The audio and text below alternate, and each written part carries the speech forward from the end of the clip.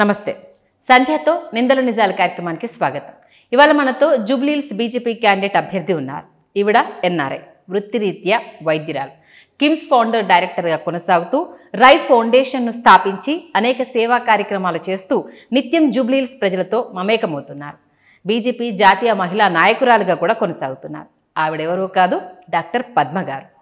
జూబ్లీహిల్స్ ప్రజలకు దగ్గరవుతూ బీజేపీ విజయాన్ని తన ఖాతాలో వేసుకుంటాను అంటూ చాలా ధీమాగా చెప్తున్నారు. అయితే ఆవిడ లోకల్ పాలిటిక్స్ కన్నా నేషనల్ పాలిటిక్స్కే ఎక్కువగా ఇంపార్టెన్స్ ఇస్తున్నారన్న నిందల్ని మోస్తున్నారు.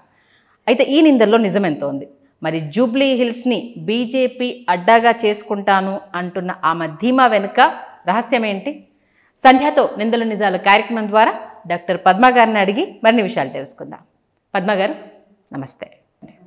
అందుకే ఏంటంటే ఇప్పటివరకు మనకు గుర్తింపు లేదు కాబట్టి ఒక నేషనల్ పార్టీ నుంచి మనకు ఒక టికెట్ వచ్చింది అని అన్నప్పుడు ఖచ్చితంగా వాళ్ళు వార్తల్లో వ్యక్తులు అవుతారు. అదొక పబ్లిసిటీ స్టంట్గా కూడా కొందరు వాడుకునే వాళ్ళు కూడా ఉన్నారు.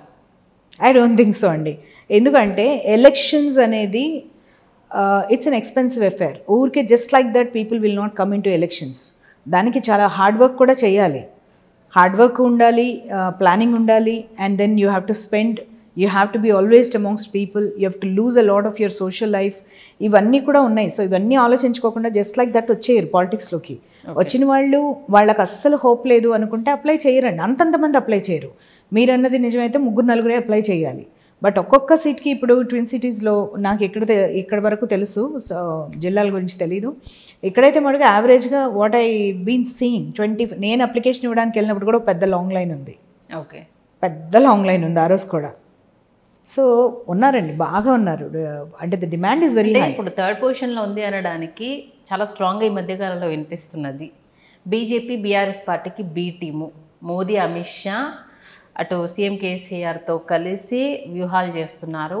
జనాలు ఏదో వీళ్ళు మతలబ్ ఏదో తెలియట్లేదు, బట్ బీ టీమ్ అన్న వాదన చాలా స్ట్రాంగ్గా తెర మీద తీసుకొస్తున్నారు. మన దగ్గర కాన్స్పిరసీ థియరీకి ఉన్నంత ఇంపార్టెన్స్ మీడియా అసలు నిజాలకి ఇవ్వదండి. ఇక్కడ అసలు స్టేట్లో కేసు రేవంత్ రెడ్డి గారి మీద పెట్టింది ఎవరండి? ఏ గవర్నమెంట్లో ఉన్నోడు పెట్టారు? బీఆర్ఎస్ గవర్నమెంటే కదా పెట్టింది. ఇప్పటి వరకు అదేమైనా ముందుకు వెళ్ళిందా? వెళ్ళలేదు. కాంగ్రెస్ నుంచి ఎమ్మెల్యేలు ఇటు వచ్చారు, ఎమ్మెల్సీలు ఇటు వచ్చారు, రెండో దఫా కూడా ఎమ్మెల్యేలు వచ్చారు. వాళ్ళ ఎమ్మెల్సీ మొత్తం విధాన పరిషత్ అంటారు కదా, ఆ హోల్ ఫ్యాక్షన్నే కలిపేశారు వాళ్ళు అసలు. అయినా కూడా దాని మీద రేవంత్ రెడ్డి గారు పల్లెత్తు మాట మాట్లాడరు, రాహుల్ గాంధీ గారు పల్లెత్తు మాట మాట్లాడరు. ఇవన్నీ దేనికి ఇండికేషన్స్ చెప్పండి? ఇవి దేనికి ఇండికేషన్స్? ఇప్పుడు మీరు చెప్పండి. వాళ్ళిద్దరు డిఎన్ఏ ఒకటా, మా డిఎన్ఏ ఒకటా? మిమ్మల్ని అడిగితే వాళ్ళని అంటారు, వాళ్ళని అడిగితే మిమ్మల్ని అంటారు. వినిపిస్తున్నది అదే కదా. మేము ఎప్పుడు వాళ్ళతో కాంప్రమైజ్ అవ్వలేదండి, అవ్వాల్సిన అవసరం లేదు. ఫస్ట్ ఆఫ్ ఆల్ అవ్వాల్సిన అవసరం లేదు. మాకు మా నేషనల్ పార్టీ నుంచి వచ్చిన డిక్టాట్ కూడా మీరు గట్టిగా ఫైట్ చేయండి అని చెప్తున్నారు. అంతేగాని ఇటీవల మీకు చిన్న ఎగ్జాంపుల్ చెప్తాను. తెలంగాణకి ఇచ్చిన అలాట్మెంట్స్ అన్నీ కూడా ఏమి ఇవ్వట్లేదు అనేది ఒక గోబెల్స్ ప్రచారం చేశారు గత 2-3 ఏళ్ళు. అంటే అన్ని సెక్టార్స్ వైజ్గా దాదాపు 3 గంటల పవర్ పాయింట్ ప్రజెంటేషన్ చేశారు కేంద్ర మంత్రి కిషన్ రెడ్డి గారు. ఒక్కళ్ళు కూడా ఇంతవరకు కౌంటర్ ఇవ్వాల దాని మీద. చాలామందికి తెలవలేదు. డబుల్ బెడ్రూమ్స్ ఇళ్ళకి దాదాపు 4,400 కోట్లు అలాట్ చేసింది గవర్నమెంట్ అనేది. ఆ పవర్ పాయింట్ ప్రజెంటేషన్ అయిన తర్వాత ఒక్కళ్ళ నోరు కూడా, మరి లెక్కల మంత్రి మాట్లాడరు, అన్ని శాఖల మంత్రి మాట్లాడరు, ఫామ్ హౌస్ ముఖ్యమంత్రి మాట్లాడరు, ఎవరు మాట్లాడరు దాని మీద. కౌంటర్ చేయొచ్చు కదా, మరి అది అబద్ధమైతే ఎందుకు కౌంటర్ చేయటం లేదు? ఒకవేళ మేము బీ టీమ్ అయితే మేము ఎందుకు పెడతాం? పబ్లిక్ డొమైన్లో ఇన్ఫర్మేషన్ అంతా ఎందుకు పెడతాం? మేము ఇవన్నీ చేసాము, ఈ ఆరోపణలు తిప్పి కొడుతున్నామని మేము ఎందుకు చెప్తాం? పొలిటికల్ స్ట్రాటజీ అంటుంది కదా కాంగ్రెస్. ఎందుకంటే రీసెంట్ గా గవర్నర్ ఇష్యూ కూడా కౌశిక్ రెడ్డి విషయాన్ని ఇలాగే రాద్ధాంతం చేశారు. ఇప్పుడు మళ్ళీ ఎమ్మెల్సీ క్యాండిడేట్స్ విషయంలో కూడా ఇదే రాద్ధాంతం చేశారంటే కాంగ్రెస్ పార్టీ నుంచి వినిపించిన వాయిస్ ఏంటంటే వీళ్ళని జనాల్ని ఓ వైపు టర్న్ చేయడం కోసము, అంటే వీళ్ళు ఒకటే అనుకుంటే మళ్ళీ ఏమైపోతుందో అనేసి ఏదో చిన్న ఎలిగేషన్ తీసుకురావడం. రేవంత్ రెడ్డి అనే వ్యక్తి కోట్లు మీడియా ఛానల్స్ మీద ఖర్చు పెడుతూ ప్రతి నిత్యం వార్తల్లో ఉండాలి. ప్రతిరోజు ఆయన అరగంట మాట్లాడాల్సిందే. మాట్లాడటానికి ఏదో ఒక టాపిక్ ఉండాలి. ఆయన ఫేవరెట్ టాపిక్ ఏంటి అంటే బీజేపీ. ఆయన కేసీఆర్ గురించి మాట్లాడు, ఆయన ప్రధాన ప్రతిపక్షం మేమే ఆయనకి. ఆయన ఎక్కువ మాట్లాడేది మా గురించే, ఆయనే ఇలాంటివన్నీ తీసుకొస్తాడు, ఓకే. ఈ చిల్లర ఆర్గ్యుమెంట్స్ అన్నీ. అంటే దానికి కూడా ఏం యాడ్ చేస్తున్నారంటే బీజేపీ రాష్ట్ర అధ్యక్షుడు బండి సంజయ్ మార్పు సీఎం కేసీఆర్ కనుసన్నెల్లోనే జరిగింది, ఇమీడియట్గా పార్టీ డౌన్ అవ్వడానికి మా పార్టీ ఒకటి మాకు ఒక సిస్టమ్ ఉంటుంది బీజేపీలో, అది సంస్థాగతంగా ప్రతి 3 ఏళ్లకి మారుతారు అధ్యక్షులు. కరెక్ట్గా ఫిబ్రవరి ఎండింగ్కో ఏమో ఆయన టర్మ్ అయిపోయింది. కానీ మాకు కర్ణాటక ఎలక్షన్స్ ఉండటం వల్ల సంస్థాగతంగా ఆ ఎఫ్ఐఎస్ డిసైడ్ చేసే కమిటీ వెంటనే డిసైడ్ చేయలేక ఇవన్నీ ఎలక్షన్స్ అయిన తర్వాత చూసుకుందామని, ఎలక్షన్స్ అయిన తర్వాత కేవలం బండి సంజయ్ గారినే కాదు 3-4 వేరే స్టేట్స్ వాళ్ళని కూడా మార్చారు, ఆ టైంలో ఎక్స్పైర్ అయిన వాళ్ళని. అది చేసి ఆయన్ని నేషనల్ జనరల్ సెక్రటరీగా వేసుకున్నారు, ఆయన్ని ఎగ్జిక్యూటివ్ మెంబర్గా వేసి, ఎన్ఈసీ మెంబర్గా వేసి, ప్లస్ జనరల్ సెక్రటరీగా వేశారు. అండ్ కిషన్ రెడ్డి గారిని పంపించారు. ఇది సంస్థాగతమైన మార్పులు. దీంట్లో ప్రత్యేకంగా బండి సంజయ్ గారు పని చేయలేదని చెప్పేసి తీయలేదు. బండి సంజయ్ గారికి అనేక మార్లు పబ్లిక్గా మోడీ గారు అనేక సార్లు చెప్పారు. కానీ బండి సంజయ్ గారు ఈవెన్ ఒక స్టేట్మెంట్ ఆయన స్టేజ్ పైన మీ కార్యకర్తలు ఉన్నప్పుడు ఒక స్టేట్మెంట్ ఇవ్వడం జరిగింది, అన్న తప్పుడు ఆరోపణలు చేయకండి అన్న, పని చేస్తున్న వాళ్ళ జల్లకండి, ఒకటి చెప్తా, ఇది మంచి పద్ధతి కాదన్నా అంటూ ఆయన బహిరంగంగానే స్టేజ్ పైన స్టేట్మెంట్ చేశారు కదా. ఒకటి చెప్తానమ్మా, రాజకీయాల్లో ఏ అధ్యక్షుడు ఎంత బాగా పనిచేసినా, ఎంత గొప్ప పరిపాలన దక్షత ఉన్నా కూడా వాళ్ళ మీద ఏదో ఒక రైవల్ గ్రూప్ ఉంటుంది. ఇప్పుడు మా నియోజకవర్గం ఉంది, ఎవరన్నా మేము గట్టిగా పనిచేస్తుంటే మమ్మల్ని వ్యతిరేకించే వాళ్ళు చాలామంది ఉంటారు. సో దాని అర్థం ఏంటి అంటే ఆయన అందుకోసం తీసేస్తారని కాదు. ఓకే, ఇప్పుడు ఒక పెద్ద సర్కిల్లో ఒక చిన్న చుక్క పడింది అనుకోండి, ఆ సర్కిల్ గురించి మాట్లాడతాం కానీ ఆ చుక్క గురించి మాట్లాడటం. మీడియా ఏం చేస్తుందంటే ఆ చుక్క గురించి మాట్లాడుతుంది. So you have to look at the holistic picture. Holistic picture ఏంటి, ఆయన తీసుకెళ్ళి నేషనల్ జనరల్ సెక్రటరీగా చేశారు, ఇంకా పెద్ద బాధ్యత ఇచ్చారు, ఇక్కడ బ్రహ్మాండం చేసి అక్కడ ఇంకా బాచి, and along with it Telangana చూసుకోమన్నారు. తెలంగాణను వదిలేసి రమ్మని చెప్పలేదు ఆయన ఏమి. ఆయన ఈ రోజుకి తెలంగాణ నాయకుడే. సో తెలంగాణని చూస్తారు. డికేఆర్ గారు, అట్లాగే రాజేందర్ గారు, ఈటెల రాజేందర్ గారు, కిషన్ రెడ్డి గారు అందరూ కలిసి పనిచేస్తారు. కిషన్ రెడ్డి గారి సారథ్యంలో అధ్యక్షుడి మార్పు అనేది చేస్తారు, ఎవ్రీ 3 yearsకి చేస్తారు. సో దేర్ ఇస్ నథింగ్, అదేదో ఈయన చెప్తే మార్చారంట, అది నవ్వాలి ఎడవాలి అర్థం కాదు ఆ కామెంట్స్కి. అంటే మేము చెప్తే మార్చేస్తారా? ఇప్పుడు బీజేపీ మోడీ గారు చెప్తే మార్చేస్తారా ఆయన అధ్యక్షుడిని? బీఆర్ఎస్ అధ్యక్షుడిని మార్చుకుంటాడు ఆయన? మారుస్తారా? మోడీ గారు చెప్తే, మోడీ గారి కన్నా పెద్ద వ్యక్తి కేసీఆర్ ఏమన్నా?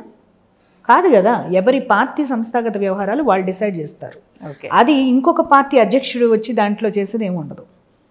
ఓకే, అలాగే ఉమెన్ ఎంపవర్మెంట్ బీజేపీలో చాలా స్ట్రాంగ్గా ఉంది, ఈవెన్ మా అధిష్టానం కూడా చాలా సపోర్ట్ చేస్తుంది అనేసి అని అన్నారు.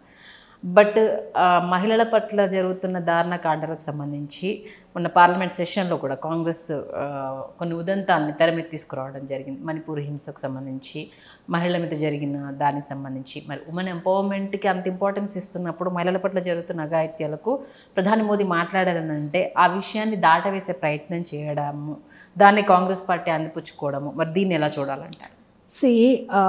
భారతదేశం అతి విశాలమైన దేశం. ఓకే, అనేక రకాల అంటే రీజనల్ ఫీలింగ్స్ కానివ్వండి, కాస్ట్ ఫీలింగ్స్ కానివ్వండి, తెగలు ఉన్నాయి, అన్ని రకాల ఇవి ఉంటాయి, వైరుధ్యాలు ఉంటాయి మనకి. సో అన్ఫార్చునేట్లీ ఎక్కడ ఏ గొడవ జరిగినా కూడా దాని ఎఫెక్ట్ మహిళ మీద పడుతుంది. ఇప్పుడు ఒక చోట 2 తెగలు కొట్టుకుంటున్నాయి అనుకోండి, ఇప్పుడు మణిపూరే అన్నారు ఇందాక మీరు, దాని ఎఫెక్ట్ మహిళల మీద పడుతుంది unfortunately. And sadly that is really అదే హ్యుమానిటీకి ఒక డిస్గ్రేస్ అట్లాంటి ఈవెంట్స్ జరగటం. అది ఎవరం కోరుకోము, ఎవరం సమర్థించము, ఎవరమైనా ఖండితంగా దీని మీద యాక్షన్ తీసుకోవాల్సిందే అని పట్టుబడతాం. భారతదేశంలో ఇంతకు ముందు కూడా మహిళల మీద ఈవెన్ కాంగ్రెస్ హయాంలో కూడా అతి హేయమైన చర్యలు జరిగాయి. అప్పుడు కూడా అతి హేయమైన చర్యలు జరిగాయి. ఇంత మాట్లాడుతున్న కాంగ్రెస్ అప్పట్లో రమీజాబి అని ఒక ఫేమస్ కేసు జరిగింది. ఆమె అదేంటి మెయింటెనెన్స్ కోసము వాళ్ళు కోర్టుకు వెళ్ళినప్పుడు కూడా చాలా అతి తక్కువ మెయింటెనెన్స్ ఇస్తే కూడా దాని మీద కూడా ముస్లిం మత పెద్దలు అభ్యంతరం వ్యక్తం చేస్తే సడన్గా సుప్రీంకోర్టు దీన్ని కాదని ఒక ఆర్డినెన్స్ తీసుకొచ్చారు ఇప్పుడు రాహుల్ గాంధీ. సో అది ఏ విధంగా ఎంపవర్మెంట్కి ఇదవుతుంది, ఏ విధంగా మహిళా సేఫ్టీ కానివ్వండి, మెయింటెనెన్స్కి ఏ విధంగానూ అది ప్రొవైడ్ చేసేది కాదు. సో వీళ్ళు మాట్లాడకూడదు అసలు మహిళల గురించి. వీళ్ళు చేసింది ఏమీ లేదు మహిళలకి. వీళ్ళు చేసింది ఏమన్నా ఉందా? మీరు వెనక్కి తిరిగి చూసుకోండి, మహిళలకి ఏం చేశారు? ఏమీ చేయాల మహిళలకి ప్రత్యేకంగా. మోడీ గారు వచ్చిన తర్వాత ఆయన ఎర్రకోట నుంచి ఫస్ట్ చేసిన ప్రసంగంలోనే ఆయన బాత్రూమ్స్ గురించి మాట్లాడితే, టాయిలెట్స్ గురించి మాట్లాడితే చాలామంది ఇదేంటి ఇంత పెద్ద ప్రజాస్వామ్యానికి ప్రధాని ఒక ఎర్రకోట నుంచి ఒక ఫస్ట్ సెరిమోనియల్ స్పీచ్ ఇస్తున్నప్పుడు ఇంకేమి దొరకలేదా ఈయనకి అని చాలామంది చాలా హేళనగా వ్యంగ్యంగా మాట్లాడారు. ఆయన పర్టికులర్గా ఆ టాపిక్ మాట్లాడటానికి కారణం ఉంది. స్వాతంత్రం వచ్చిన ఇన్నేళ్లలో కూడా ఈ టాయిలెట్స్ లేకపోవడం వల్ల మహిళల మీద అత్యాచారాలు పెరుగుతున్నాయి.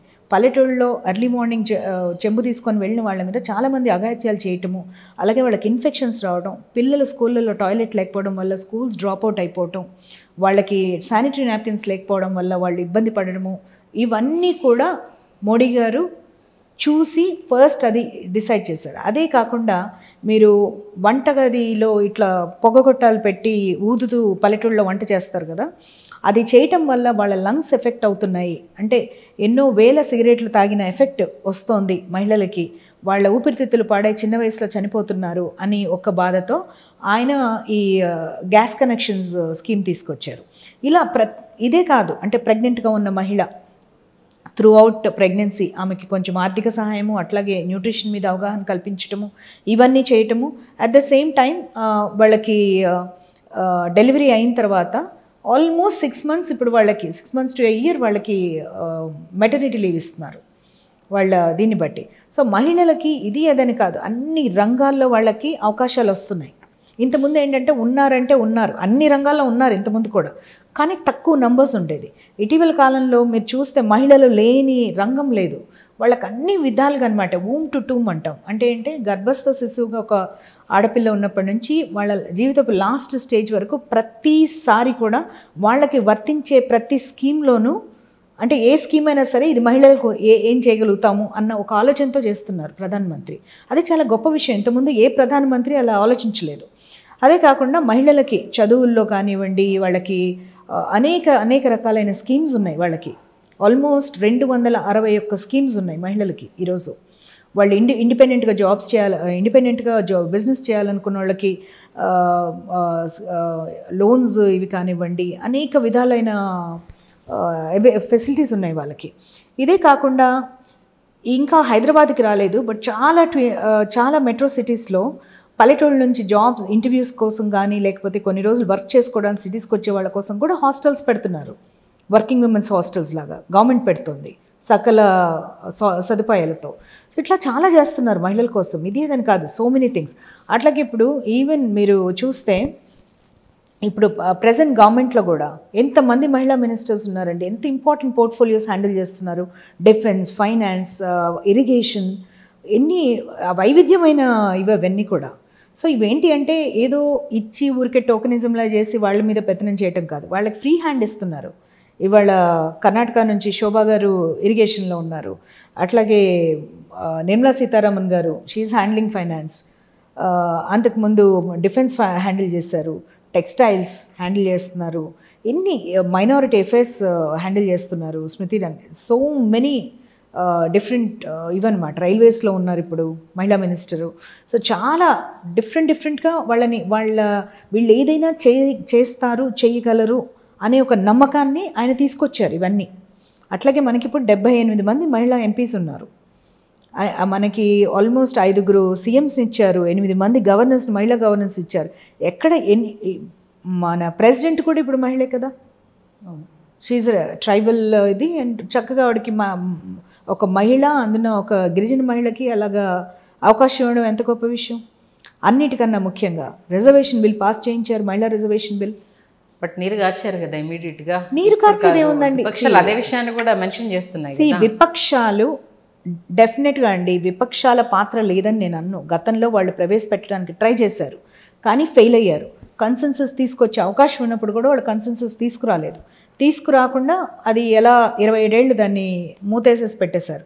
దాన్ని బయటికి తీసి దులిపి పాస్ చేయించిన ఘనత వీళ్ళు ఒప్పుకోపోయినా మోడీ గారిదే. అది భారతీయ జనతా పార్టీ ప్రభుత్వానిదే, పార్టీదే, ఎందుకంటే మా మేనిఫెస్టోలో ఉంది కాబట్టి. సో కానీ అక్కడ ఏంటంటే ప్రతి బిల్ పాస్ అయ్యి అది ఒక యాక్ట్ లాగా అయినప్పుడు మీకు కొన్ని సెన్సెస్ కావాలి, డీలిమిటేషన్ కావాలి, కొన్ని ఉన్నాయి దానికి. ఇప్పుడు సెన్సెస్ తీసుకోవాలి, ఏ సంవత్సరం సెన్సెస్ తీసుకోవాలి, లేదు ఫ్రెష్ సెన్సెస్ తీసుకోవాలా, అలాగే డీలిమిటేషన్ ప్రక్రియ ఎన్ని రోజులు పడుతుంది, సంవత్సరాలు పడుతుంది, మనకు తెలుస్తుంది. సో అదేదో వేశారు కానీ వెంటనే ఇది కాలేదు అంటే అట్లా కాదు. ప్రతి దానికి ఒక పద్ధతి ఉంటుంది ఎలా చేయాలనేది. And with expert opinion, with experts హెల్ప్తోనే వెళతారు దాని మీదకి. అంటే మళ్ళీ చెత్తగా చేసి మళ్ళీ దాన్ని ఎవరో ఒకళ్ళు దాన్ని లిటిగేట్ చేసే పరిస్థితికి అయితే తీసుకురానివ్వదు బీజేపీ పార్టీ.